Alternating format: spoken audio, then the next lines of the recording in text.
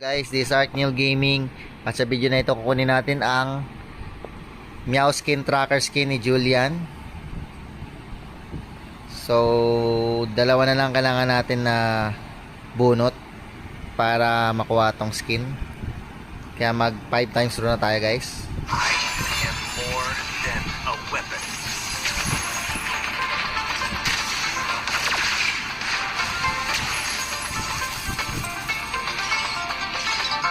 Yun o.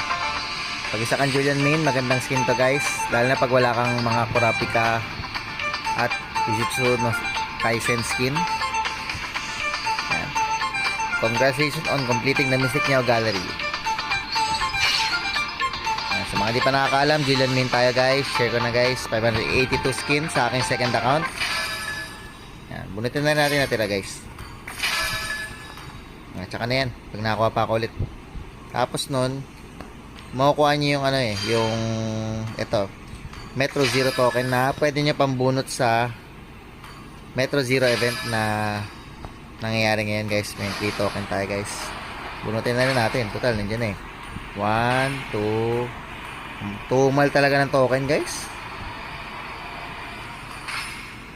12 yun. So balance lang, guys. Tiga 10 average na nakuha natin. So collection tayo, guys. May makuha ka rin ka dito na avatar border. So, yun na lang, guys.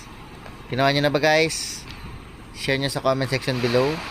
Tsaka kamusta na Metro Zero tokens nyo. Tsaka Saint Seiya.